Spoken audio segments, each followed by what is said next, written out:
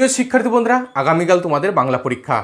এই বাংলা পরীক্ষার আগে আমার কিছু গুরুত্বপূর্ণ কথা বা টিপস তোমাদের জন্য অবশ্যই এই ভিডিওর মাধ্যমে আমি তোমাদের সঙ্গে শেয়ার করব।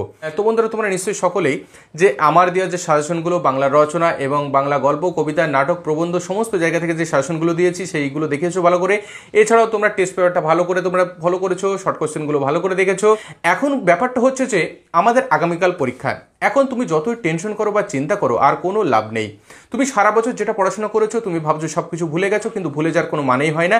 তুমি যখনই পরীক্ষার হলে পরীক্ষা দিতে শুরু করবে বা লিখবে, তখনই কিন্তু সমস্ত লেখা কিন্তু তোমার মনে পড়ে যাবে, সমস্ত তোমার কিন্তু প্রশ্নের উত্তর মনে পড়ে যাবে। সেই জন্য টেনশন বা চিন্তা করবে না।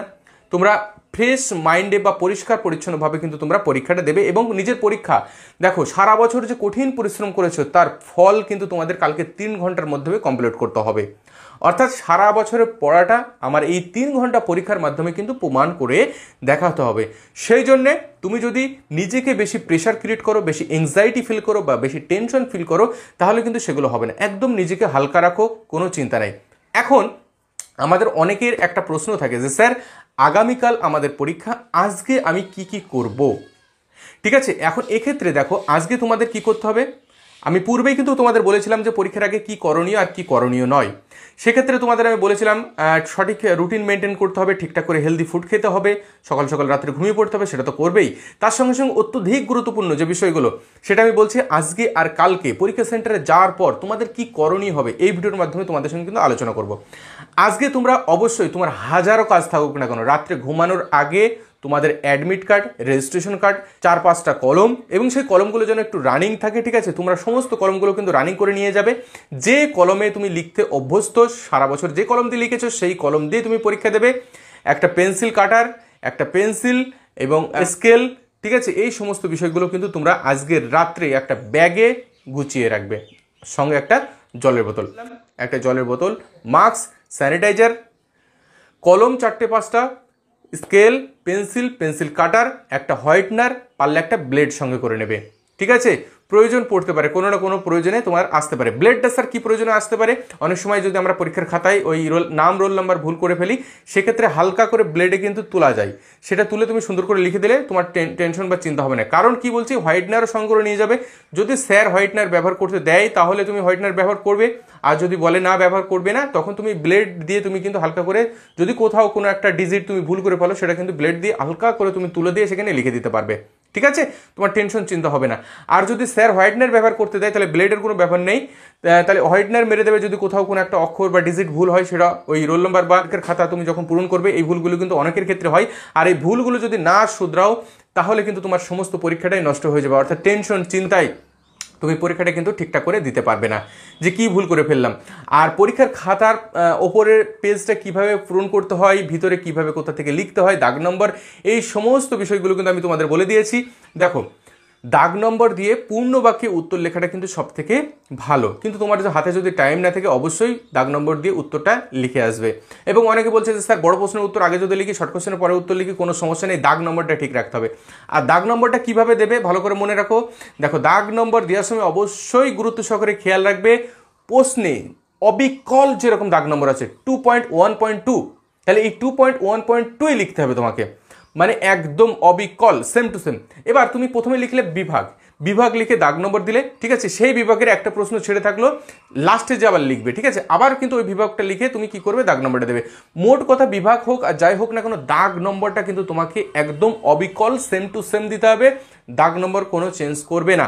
ঠিক আছে, এবার আসি তোমাদের অনেকেই বলছো স্যার প্রশ্ন লিখে কি উত্তর লিখতে হবে? প্রশ্ন লেখার কোনো প্রয়োজন নেই, দাগ নম্বর এবং উত্তরটা পূর্ণ বাক্যে লেখার চেষ্টা করবে। যদি টাইম না থাকে আবার বলছি, তোমরা শুধু কেবলমাত্র দাগ নম্বর দিয়ে উত্তরটা লিখে নেবে। ঠিক আছে, আর প্রথম পেজে আমি কিন্তু পূর্বে বলে দিয়েছিলাম, প্রথম পেজে তোমাদের নাম, রোল নাম্বার যেগুলো সব আমি পূর্বে দেখিয়ে দিয়েছি।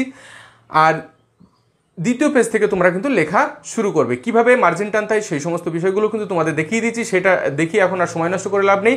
তাহলে আজকের রাত্রে তুমি কি করবে, হেলদি ফুড খাবে, রাত্রে সকাল সকাল ঘুমিয়ে পড়বে। রাত্রে ঘুমটা কিন্তু খুব ভালো হওয়ার দরকার আছে আমাদের। রাত্রে যদি সারা রাত ভালো করে ঘুমটা হয় তবে কিন্তু আমি সকালবেলা ফ্রেশ অনুভব করবো এবং তারপরে আমার পরীক্ষাটা কিন্তু অবশ্যই ভালো হবে। এবং রাত্রে ঘুমাতে যাওয়ার আগে অবশ্যই কিন্তু রেজিস্ট্রেশন কার্ড, অ্যাডমিট কার্ড আর যা যাবতীয় তোমার পরীক্ষার জন্য প্রয়োজন সেগুলো একটা ব্যাগে কিন্তু অবশ্যই বারবার অনুরোধ করে বলছি গুছিয়ে রাখবে। সকালবেলা কি করবে? সকালবেলা তুমি সকাল সকাল ঘুম থেকে উঠবে, একটু হাঁটাচলা করবে, একটু রিল্যাক্স থাকার চেষ্টা করবে এবং যতটা পারো তুমি একটু পারলে একটু বইগুলো একটু হালকা চোখ বুলিয়ে যাবে। তারপরে পরীক্ষা দিতে চলে যাবে। পরীক্ষা দিতে গিয়ে কিন্তু বন্ধুদের সঙ্গে বেশি আলোচনা করবে না। এই কথাটাই আমি বলতে চাইছিলাম যে পরীক্ষার হলে তুমি গেলে, যাওয়ার পরে বিভিন্ন বন্ধুদের সঙ্গে আড্ডা হবে, ইয়ার্কি হবে, বা বিভিন্ন ধরনের বন্ধুদের সঙ্গে এই প্রশ্ন সেই প্রশ্ন, পড়েছি কি পড়িনি, এই সমস্ত বিষয় নিয়ে কথা হবে। এগুলো একদম পরীক্ষার হলে যে কিন্তু করবে না, বা পরীক্ষার সেন্টারে গিয়ে একদম করবে না। প্রথম দিন অবশ্যই নিজের মা, বাবা, দিদি কিংবা দাদাকে, যে কোনো একজনকে অবশ্যই সঙ্গে করে নিয়ে যাবে, কারণ প্রথম দিন তোমার টেনশন ফিল হতে পারে। এবং গিয়ে বাবা মার সঙ্গে থাকবে। পারলে পরীক্ষা সেন্টারে গিয়ে একটু তোমার যদি টাইম থাকে আগে আগে যাবে প্রথম দিন, ঠিক আছে? একটু টাইম যদি থাকে তাহলে বইগুলো আবার একটু চোখ বুলানোর চেষ্টা করবে, সমস্ত কিছু নয়, যেগুলো বাকি থাকবে। আর যদি মনে করো না আমি আর পড়বো না, কোনো সমস্যা নেই, ঠিক আছে? তুমি রিল্যাক্স থাকবে, বাবার সঙ্গে গল্প করবে বা মার সঙ্গে গল্প করবে, কিন্তু বন্ধুদের সঙ্গে বেশি আড্ডা দেবে না। এবং বন্ধুদের সঙ্গে এটাও করবে না যে তুই কোন প্রশ্নগুলো পড়েছিস, এটা পড়েছিস, সেটা পড়েছিস, এইগুলো কখনোই করবে না, ঠিক আছে? এবার পরীক্ষা সেন্টারে গিয়ে অনেক সময় দোকানের সামনে অনেক জাঙ্ক ফুডের খাবার টাবার থাকে, ঠিক আছে? সেগুলো খাওয়ার কোনো চেষ্টা করবে না, একদমই খাবে না।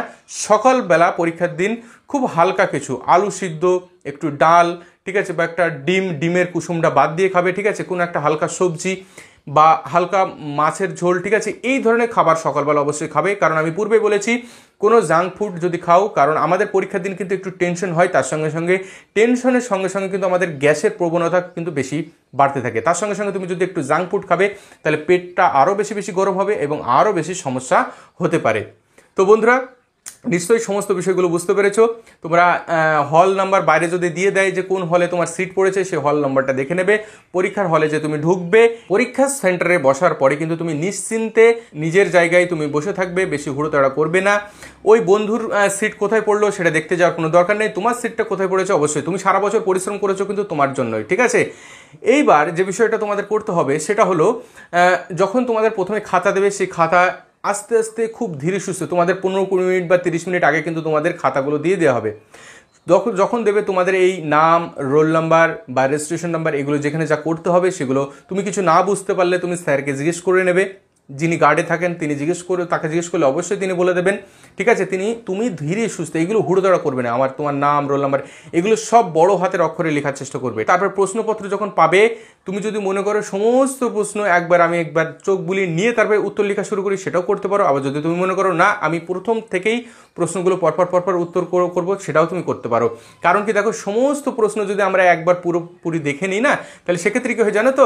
আমি একটা প্রশ্ন উত্তর লিখছি আর ওই প্রশ্নটা তো পরীক্ষা এসছে, ওইটা একটু ভাবার চেষ্টা করো, ঠিক আছে? এক্ষেত্রে কি বলো তো, অনেক সময় আমাদের মাইন্ডটা ডাইভার্ট হয়ে যায়। সেই জন্য তোমরা যদি মনে করো পুরো প্রশ্নটা একবার দেখতেও পারো, ঠিক আছে? আবার যদি মনে করো না প্রথম থেকে আমি লেখা শুরু করবো পরপর, তাও করতে পারো, কোনো সমস্যা নেই, ঠিক আছে? দাগ নম্বরগুলো অবশ্যই ঠিকঠাক করে দেবে।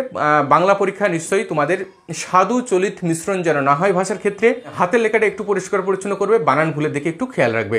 তো চলো বন্ধুরা, অল দ্য বেস্ট সকলের জন্য। অনেক অনেক অনেক শুভকামনা রইল। তোমাদের অনেক সারা বছর ধরে বলেছি এই ভিডিওটা দেখো, ওই ভিডিওটা দেখো, ঠিক আছে? এটা তোমাদের উপকারেও আসবে।